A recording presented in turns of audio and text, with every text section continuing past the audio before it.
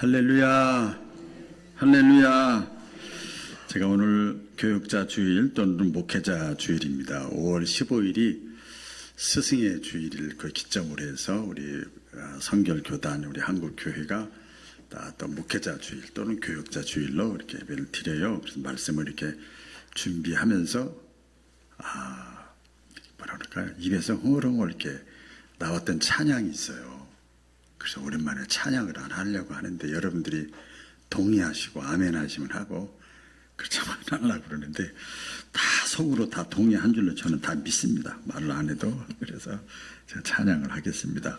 321장 우리 얘기를 안 했는데 321장 3절만 한 절. 3절에서 제가 막 입에서 저절로 나와요. 321장 3절. 저 혼자 부를게요.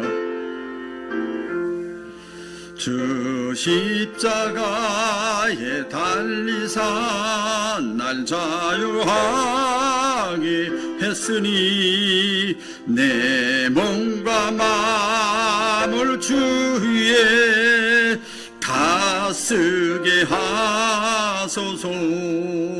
나 구주 위에 살리라. 내 기쁨 한량 없으리.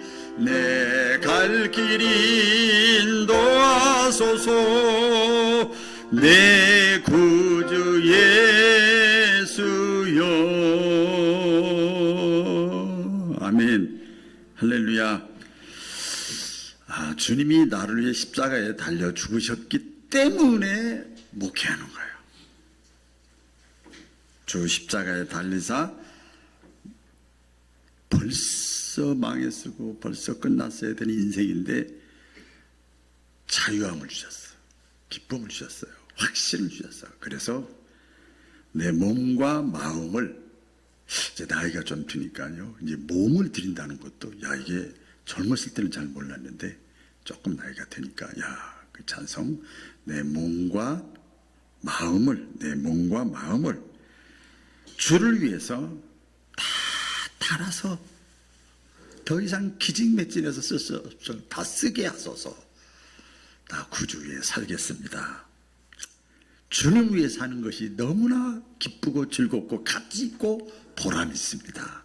그러니까 내 갈 길 인도하여 주옵소서. 내 구주 예수여. 이게 오늘 찬양이에요. 3절에 다짐을 하면서 제가 말씀을 준비를 했습니다. 오늘 말씀의 제목은 그리스도의 삼중직 사명입니다. 같이 해볼까요? 말이 어렵죠? 다 같이 해볼까요? 같이 시작.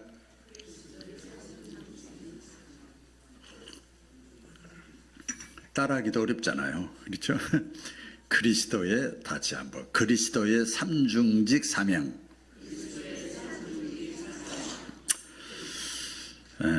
교회가 이 땅에 뭐라 그럴까요? 존재할 수 있었던 이유는 뭔가 하면 하나님께 부름받고 하나님께 택함받아서 그래서 보냄받은 자, 파송받은 교육자들이 있었기 때문에 교회가 이 땅에 존재할 수 있었습니다. 예수님께서 오늘 본문 말씀에 보면 십자가상에 죽으셨다가 3일 만에 부활하셨어요. 그리고 다시 부활하셔서 제자들과 다시 또 제자 훈련하는 게 아니에요. 이제는 하늘로 올라가세요. 승천하시기 전에 제자들에게 말씀을 하는 거예요. 부활의 사건을 보여주시면서 뭐라고 하는가 하면 아버지께서 나를 보내신 것 같이 나도 너희를 보내노라. 아버지께서 나를 보내신 것 같이 나도 너희를 보내노라. 이 자막이 안 뜰까요? 방송실.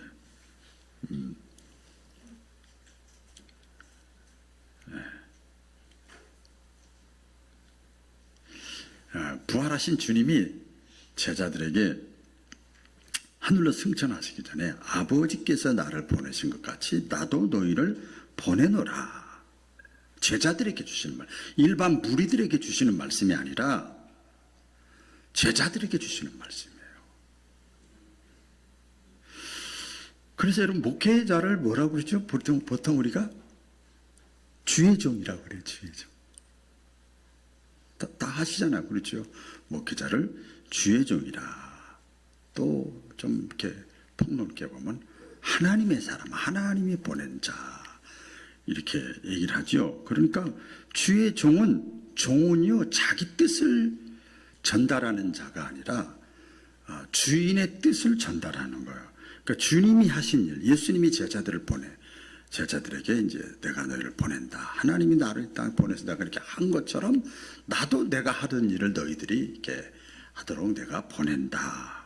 그러니까 주님이 하신 일을 이어받아서 하는 게 목회자예요. 맞죠? 신학계에서 배운 걸 하는 게 아니고 주님이 하신 일을 이어받아서, 같이 해볼까요? 주님이 하신 일을 이어받아서 목회 좀 해주세요. 주님이 하신 일을 이어받아서 하는 게 목회예요.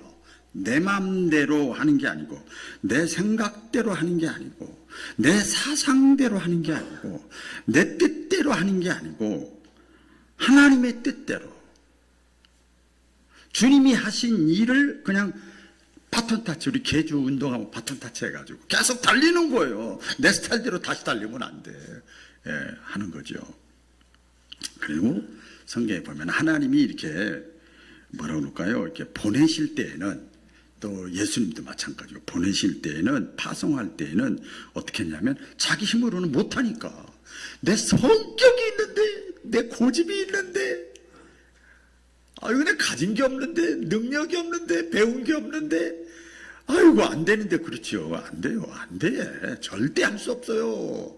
그때 우리 예수님께서 또 성령을 그 사람 마음속에 충만하게 부어주셔요. 성령님을 채워 주셔요. 이걸 성령을 다른 말로 기름 부음 받는다, 그 말이요. 기름 부음 받는다. 그때 하나님의 영이, 예수님이 오셨을 때도 그랬어요. 그래서 기름 부음 받았다고 하는 게 무슨 뜻이냐 하면 그리스도라는 뜻이에요. 그리스도. 또 따라해 보겠습니다. 그리스도. 그리스도예요. 그리스도라고 하는 것은 기름 부음 받은 자라는 뜻이에요. 근데 구약 성경에 보면 기름 부음 받은 자가 세 종류의 사람이 있어요. 한 사람은 제사장 세울 때 기름 부음, 이렇게 머리에 기름 붓고 안수 기도를 이렇게 합니다. 그 다음에 누구를 위해 또 하냐면 선지자를 세울 때 머리에 기름 붓고 그 다음에 또 일을 맡겨요. 그 다음에 또 한 사람 누구지요? 왕을 세울 때 머리에 기름을 우리 세례 줄 때 물 하듯이 기름을 붓고 이렇게 하나님이 너 이제 일해! 내가 하는 일을 해! 그렇게 일을 맡겨 주시는 거예요. 그래서 그리스도라. 근데 예수님의 이름이 있고 예수 그리스도라는 이름이 있어요. 그렇죠? 그리스도라고 하는 게 뭐냐면 기름 부음 받음에 마치 선지자, 왕, 제사장의 역할을 해라. 선지자, 제사장, 왕의 역할, 사명을 감당하라는 거예요. 딴 거 하지 말고. 제가 박우남입니다. 아시죠? 제 이름 다 아시죠? 박우남, 그 뒤에 뭐가 붙어 있죠? 목사가 있어요. 그래서 박우남의 일을 하라는 게 아니고 목사의 일을 하라는 거예요. 목사. 이 목회자. 그런데 목회자는 하나님께 기름 부음 받아서 보내심을 받은 자죠. 예수님이 이 땅에 그래서 선지자, 제사장, 왕으로 오셨어요. 그래서 이 세 가지를 삼중직이라고 그래요. 삼중직. 다시 한번 따라해 주세요. 삼중직. 여러분 정확하게 하셔야 돼요. 이왕에 신앙생활 하는 거니까 정확하게 해요. 삼중직 사명을 목회자는 균형 있게 감당해야 돼요. 균형 있게 감당을 해야 됩니다. 때로는 삼중직 사명, 제사장, 선지자, 왕적 사명을 감당하는데 이게 만만치가 않아요. 때로는요 비난도 받아요. 때로는 무관심해요. 때로는 고난이 있어요. 때로는 거절을 해요. 그럼에도 불구하고 제사장 역할, 선지자 역할, 왕적 역할을 계속 신실하게 감당해야 돼요. 근데 이렇게 하다 제사장 역할이 있다고도 말씀드리겠습니다. 한마디로 말하면 사랑이고, 선지자는 한마디로 말하면 공이고, 또 왕은 한마디로 말하면 다스리고 통치하는 건데 이게 사랑을 줘야 될 사람한테 다스리면 이게 부대끼가 걸리는 거예요. 충분히 수준이 되는 다스리는 위임해야 되는데 그 사람을 너무 애다루듯이 다뤄도 이게 또 문제가 생기는 거예요. 그래 거절이 되고 문제가 생겨. 그러니까 여기서 이게 예수님의 삼중직 사명을 감당해야 되는데 자꾸 문제가 생기니까 안 받고 무관심하고 비난하고 이러니까 사람들이 목회자들이 어떤 사람이 있는가 하면 저도 목회하면서 그런 생각을 많이 했습니다. 또 이렇게 얘기도 해요. 나도 저 사람처럼 저렇게 해볼까? 그러면 헌금이 엄청 나오대. 야 나도 저렇게 해볼까? 뭐 다 저기 하더라도 인간적으로요 막 그런 생각이 들 때도 있어요. 왜 거기는 몇백 명 몇천 명 모이는데 나는 이게 왜 그래? 그리고 우리 목회 저만 그런 게 아니라 목회자들끼리 우리도 이제 변칙을 써볼까? 이런 생각 유혹이 있어요.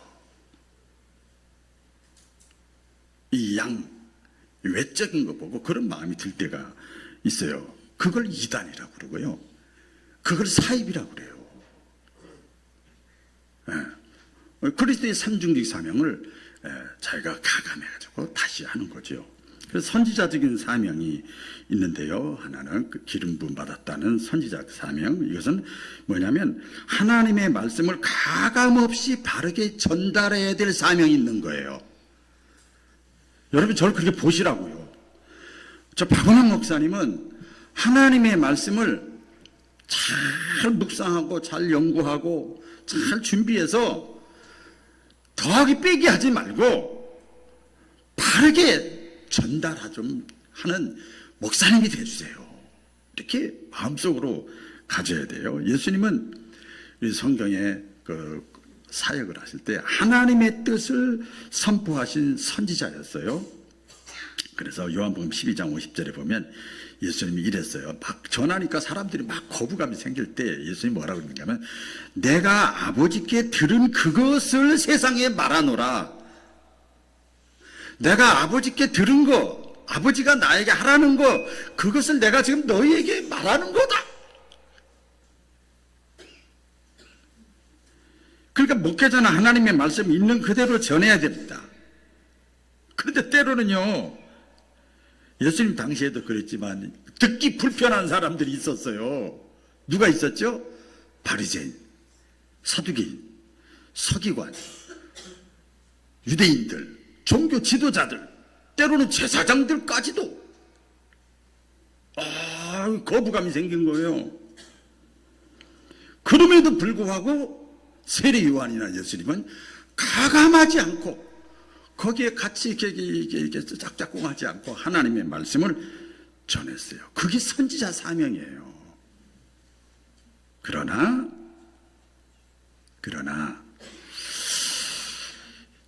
이 개교회에서는 신자들을 너무 잘 알기 때문에 이렇게 선지자적인 사명을 말씀을 가감없이 전달하는 게 쉽지가 않습니다.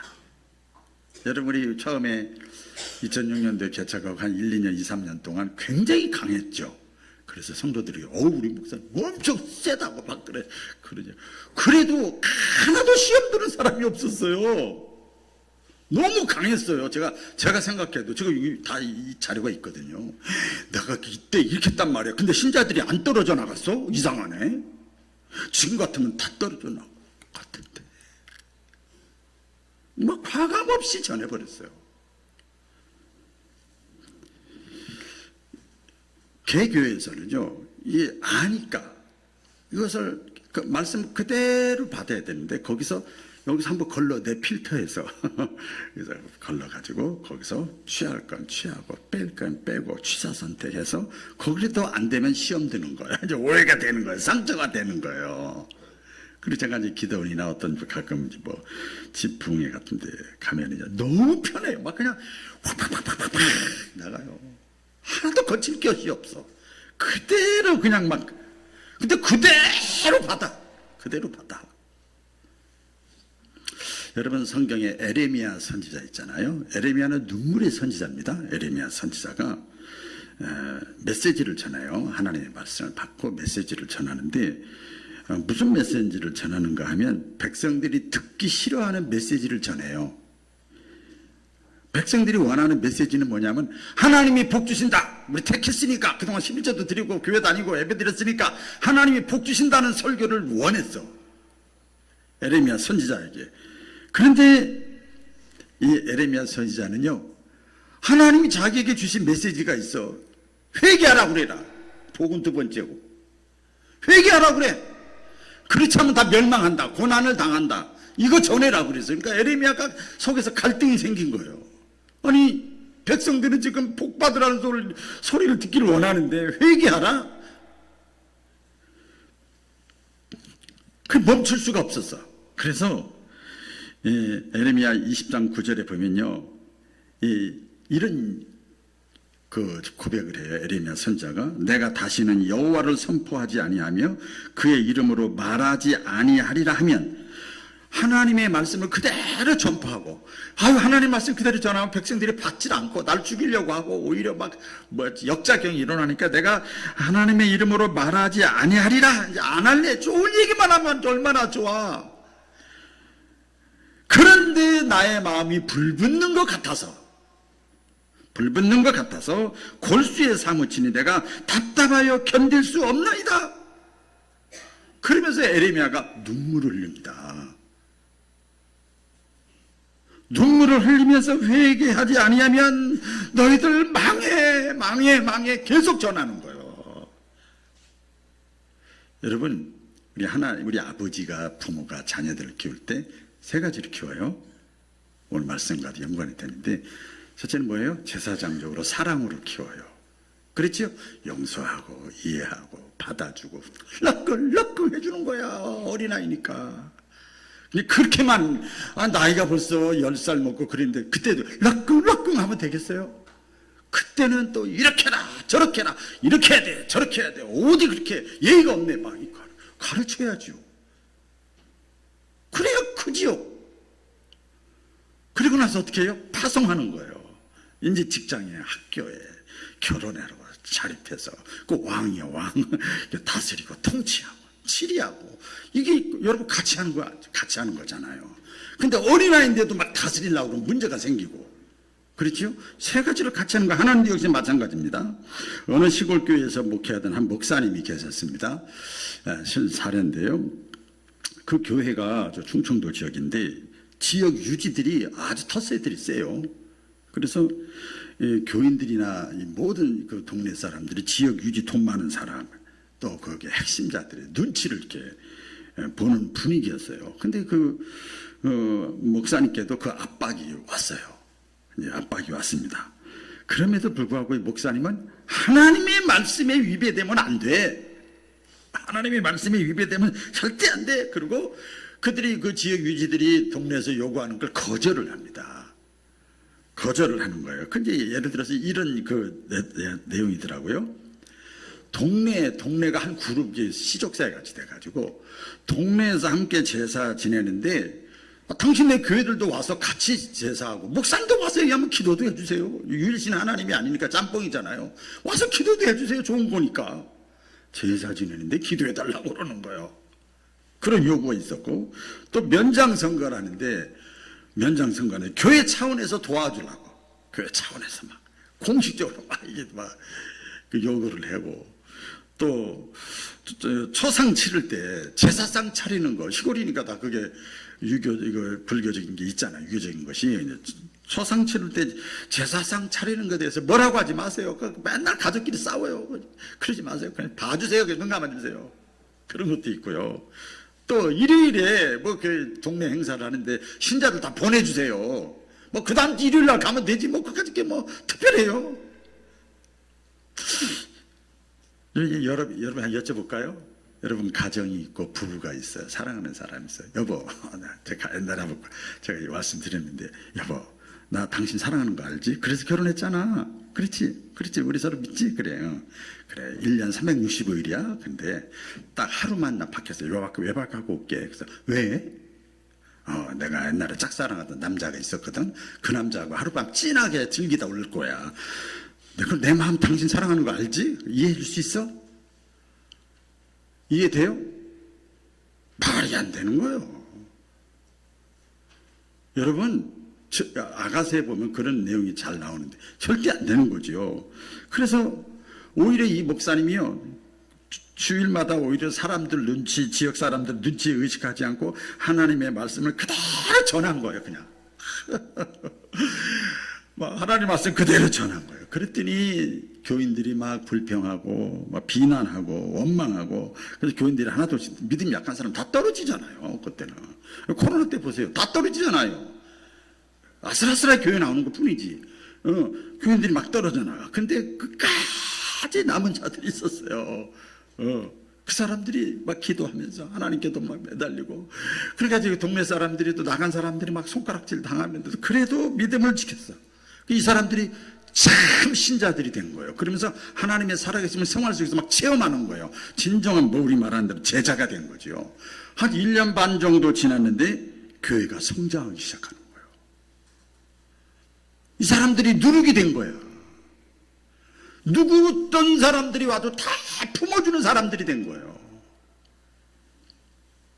여러분, 성경에 보면 우리 잘 알잖아요. 디모데후서 3장 16절 성경을 보세요. 너무나 잘하는 말씀이에요. 성경은 하나님의 말씀이잖아요.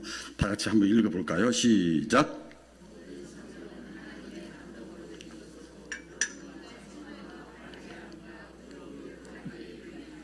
자, 보세요. 모든 성경은 하나님의 감동으로 쓰여졌다. 그러니까 하나님의 말씀이라는 거예요. 이 사람 저 사람이 썼지만 하나님의 감동으로 쓰여진 것인데, 이 하나님의 말씀으로 뭐 하라고 그래요? 교훈하고 책망하고 바른 길로 가게 하고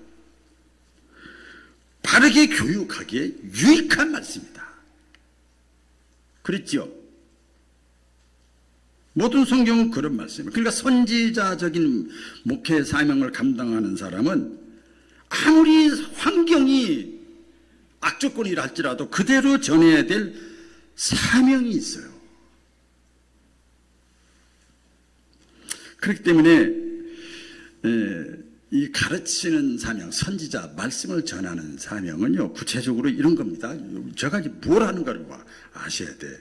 이걸 헬라어로 디다케라고 그래요. 가르친다, 양육한다, 교육한다, 훈련시킨다, 이런 가르치는 사명. 예수님도 말씀을 전하고 가르치시더라, 이런 말씀이 있잖아요. 그러니까 양육하고 훈련하는 거니까 말씀 읽는 훈련, 말씀 묵상하는 훈련, 말씀 또 큐티하는 훈련, 또 기도하는 훈련, 중보 기도하는 훈련, 개인 기도하는 훈련, 그렇죠?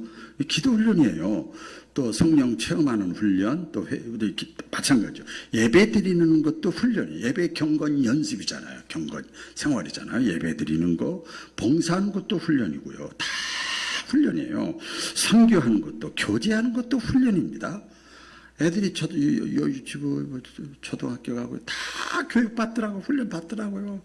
그대로 하더라고요. 그대로요. 다 훈련이에요. 다 처음에는 안 가. 엄마 아빠 최고야. 안 가. 그래도요, 갔다 와야 애가 이제 훈련이 돼서 이제 살아나는 거죠. 감사하는 것도 훈련이 필요하고, 인내하는 것도 훈련이 필요하고, 용서하는 것도 훈련이 필요하고요. 섬기는 것도 훈련이 필요하고, 사랑하는 것도 훈련이, 이게 전부 선지자적인 사명이에요. 그러니까 교회에 할 일이 너무 많은 거예요. 목회자가 할 일이 이렇게 많은 거죠. 여러분, 예수님은요, 잘 알잖아요. 예수님이 사역을 할 때 죄와 현실 분위기, 이 분위기와 타협하지 않고 선지자로서 진리를 과감하게 선포를 했어요. 예수님 십자가에 못 박히신 게 그 하나님 앞에서 고지고대로 전했다고 못 박힌 거 아닙니까? 요한복음 14장 6절에 내가 곧 길이요 진리요 생명이라. 그러니까 말씀은요, 이 하나님의 말씀은 시대가 아무리 변해도 어떤 상황에서도 타협할 수가 없는 거예요. 그러니까 말씀으로 돌아가야 돼요. 그런데 선지자적인 목회자는요, 진리 앞에서, 하나님의 말씀 앞에서 당당해야 되는 거예요. 사실 오늘 교역자주일이라 보통 교회는 지방의 원로 목사님들이나 또 개교의 원로 목사, 명예 목사님 다 모셔서 지금 다 하고 있는데, 전 제가 또 하는 거예요. 이렇게 하는데, 있는 그대로 이제 객관적으로 말씀드리는 거예요. 그러니까 우리 성도들의 입장에서 보세요. 어떤 말씀이 나에게 떨어져도 어린아이 같은 마음으로 아멘으로 받으셔서 말씀의 축복의 주인공들이 되시기를 주의 이름으로 축원합니다. 그리고 여러분들이 저를 위해서 기도해 주셔야 돼요. 우리 박운환 목사님은 교회가 잘 될 때나 안 될 때나 이럴 때나 저럴 때나 사랑과 타협하지 말고 세상 유행에 흔들리지 않고 선지자적인 사명을 말씀을 꼬지고대로 잘 전할 수 있는 우리 목사님 되게 해 주옵소서. 이렇게 기도하셔야 돼요. 또 제사장적인 사명, 제사장적인 사명이 있습니다. 그리스도 제사장 사명이 있는 이것은 뭔가 하면 중보자의 마음이에요. 중간 역할을 하는 거예요. 중간 역할자의 마음으로 섬김의 사명을 감당하는 거예요. 중간 역할을 하는 사람은요, 이쪽 사람하고 이쪽 사람하고 다 좋은 얘기만 해야 되잖아요. 그렇죠? 100개 좋았다 하나만 안 좋아하면 나 그것 때문에 집 안 사, 그것 때문에 그 여자 싫어, 그것 때문에 싫어, 이러 안 되잖아. 그러니까 중보자 역할. 그래서 성경에 보면 초대교회 때도 바나바 같은 사람이 필요해요. 그 한 사람 때문에 초대교회가 살았어요.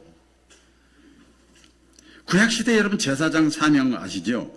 이스라엘 백성들을 대신해서 제사를 지내요. 오늘날로 말하면, 오늘날 제가 이제 이번엔 제사장이잖아요. 그러면 모든 예배 준비와 그 다음에 뭐 성찬식, 신방, 세례, 기도회, 중보기도 이런 거 다 준비해야 돼. 참 신기한 건요, 우리 교회는 큰 교회도 아닌데도 뭐 한두 개만 빵꾸 나잖아요. 빵꾸라는 이상한데 한두 개만 제가 착오를 일으키잖아요. 반드시 두 사람이 치닥치닥해. 아이고 참, 이거 참 보통 일이 아니에요. 왜? 전체를 보지 못하니까 오해가 생겨가지고 막.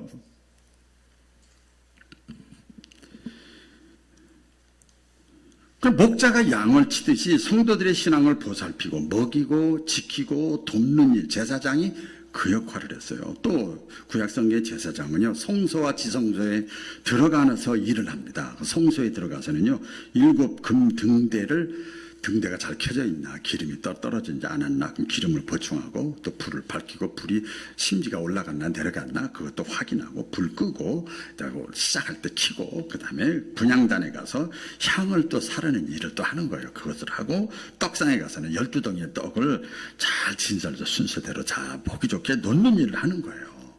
그러면서 제사를 딱 진행을 하는 거예요. 그 제사장적인 이 목회자가 그걸 해야 되는 거예요. 제가 서울에서 서울에서 부목사를 했다고 그랬잖아요. 그때는 제가 수석 부목을 했기 때문에 토요일날 되면요, 토요일날 5시가 되면요, 한 7, 80명이 싹 와요. 성가대원만 빼고. 성가대원은 이제 한 저녁 7시쯤 와요.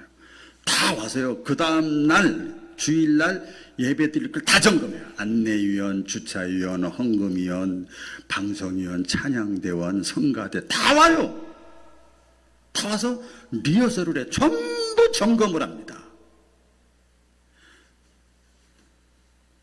그런데도 그 일은 서로 하고 싶어 해. 토요일날 또 와야 돼, 밤에. 여러분, 똑같은 저기라도 이렇게 틀리잖아요. 그렇게 리허설을 하는 거, 준비하는 거예요, 준비. 뭐 우리 교회는 그렇게 안 하지만, 저는 이제 저희 주일날 이제 토요일부터 저는 부목사님 있을 때나 없을 때나 마찬가지입니다만, 항상 토요일부터 교회 내외, 저 3층 꼭대기부터 전부 휘젓는 거예요. 밖에, 내부, 외부, 그 다음에 안내, 헌금, 또 무슨 방송, 학생회, 성가대, 식당, 화장실, 청소 다 점검해요. 그건 제가 믿음이 좋아서 그런 게 아니에요. 제사장적인 사명이요, 그게.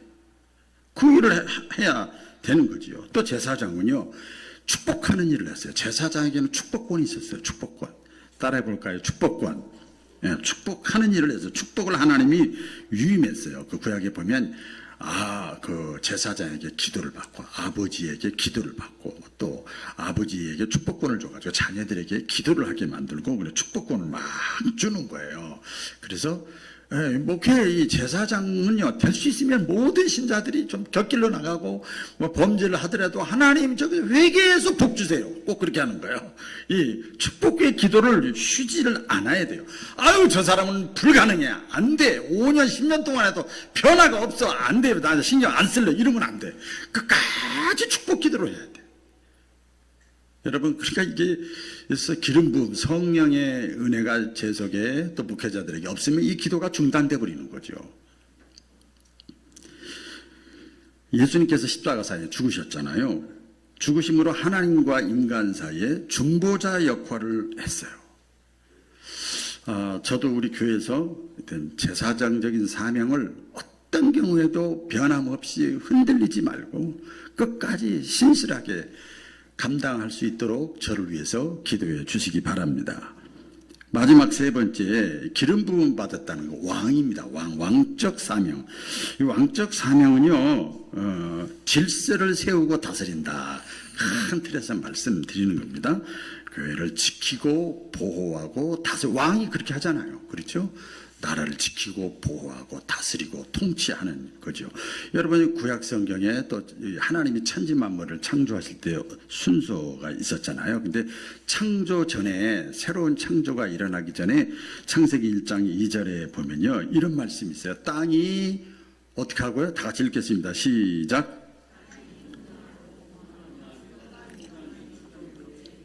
예, 창조가 딱 바르게 딱 세우기 전에 어땠냐면요, 땅이 혼돈하고 공허하고 흑암이 깊음 위에 있고, 이 한마디로 무질서했어요.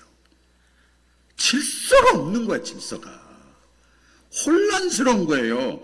그때 하나님의 신이 수면에 운행하시니라 그러면서 창조를 일으켰잖아요. 구약에, 여러분, 구약에 보면은요, 모세가 이스라엘 백성들을 출애굽해서 이렇게 가나안 땅을 향해서 가는데, 얼마나 많은 인원입니까? 그럴 때 그냥 다양한 요구들이 있고 다양한 저기가 있어. 문제가 많이 생기는 거예요. 모세가 새벽부터 밤늦게까지 열심히 뛰어도 이게 뭐 해결이 안 되는 거예요. 끝없이 불평불만들이 날라오고 그러는 거예요. 그래서 그 장인 이드로가 얘기하잖아요. 사위, 그렇게 열심히 하는 건 좋은데, 그 믿음은 좋은데 지혜가 없네. 1000부장, 100부장, 10부장, 50부장 세워. 백성들 중에서 조금 괜찮은 사람들 있잖아. 지혜로운 사람, 믿음이 제대로 된 사람, 그 사람들 좀 세워. 부족해도 혼자 다 하려고 하지 말고. 그걸 깨닫고 모세가 그 문제들이 단돌이 하는, 끌고 가는 그 역할을 위해서 그걸 세운 거예요. 그래서 질서를 잡아가고 이스라엘 백성들 끌고 나갔어요.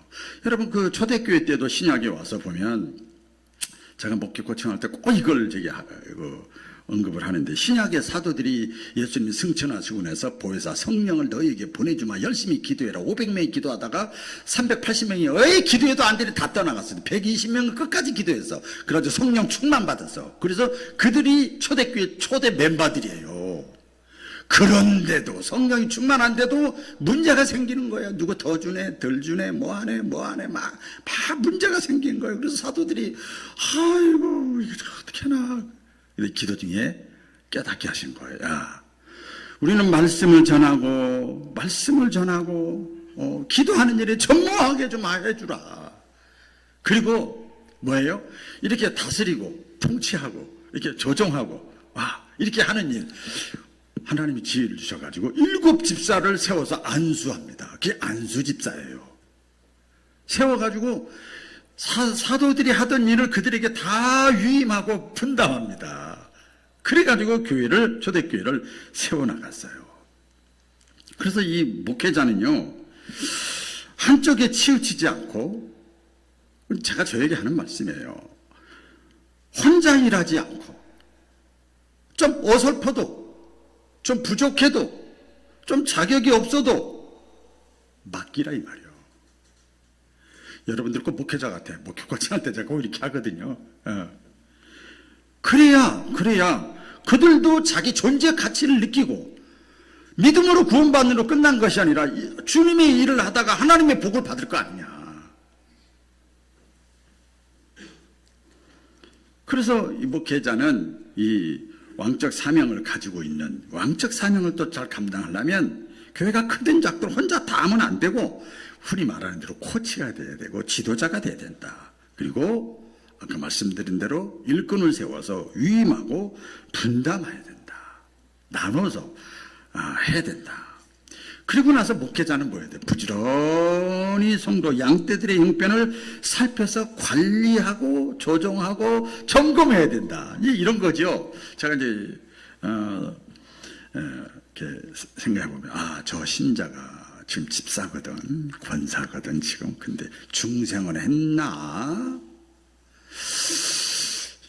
믿음은 있나?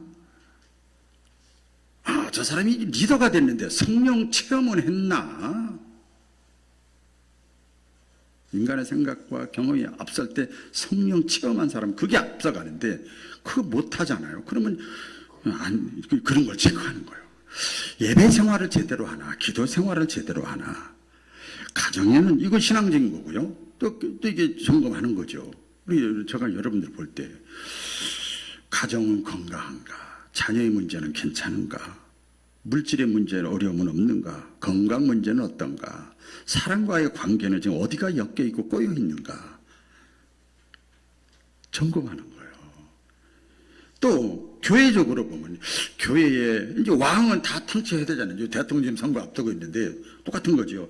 우리나라의 각교 요소에서 필요한 일꾼들이 얼만큼 있는가, 여기에 필요하다, 여기도 필요한데 소그룹에 또 기관의 구역에 잘 움직이고 있는가, 또 기관과 개인의 갈등은 없는가, 문제가 없는가, 서로 이렇게 안 맞는 게 없는가, 이걸 보는 거예요. 그 은사가 있는데 그 은사 활용을 잘하고 있는가 등등등, 이런 거를 이게 누가 해야 되느냐? 왕적 사명을 가지고 있는 목회자가 또 일도 해야 돼요. 그럼 성도들이 할 일이 뭐냐? 이렇게 왕적 사명을 감당하려고 할 때 이런 거죠. 그냥 제가 개념적으로 말씀드리면 순종해야 되고, 협력해야 되고, 격려해야 되고, 자발적으로 참여해야 되고, 물질의 후원이 있어야 되고, 기도의 후원이 있어야 되고, 재능의 협력이 있어야 되는 거예요. 그래야 교회가, 이게 신인 협동설이라고 그래요. 하나님은 뭐든지 다 할 수 있지만 사람을 통해서, 목회자가 혼자 다 할 수 있을 수도 있지만 사람을 통해서 같이 하면 더 초대교회와 같이, 이스라엘 공동체와 같이 든든하게 세워지는 거죠. 말씀을 맺을게요. 예수님은 삼중직 사명을 이루셨습니다. 그리고 지금도 말씀하십니다. 저와 여러분에게도, 특별히 저에게도 하나님이 아버지가 나를 보낸 것 같이 나도 너희를 보냈다. 그래서 삼중직 사명, 이 사명을 감당해라. 그러니까 목회자도 감당하려고 대원칙 아닙니까? 대원칙 아닙니까? 제사장, 선지자, 왕의 사명을 여러분 또 왕 같은 제사장으로 같이 동역자로 하는 거 아닙니까? 목사도 성도들도 겸손히 이 대원칙 앞에 마음을 보고 순종해야 될 줄로 믿습니다. 기도하겠습니다. 하나님 아버지,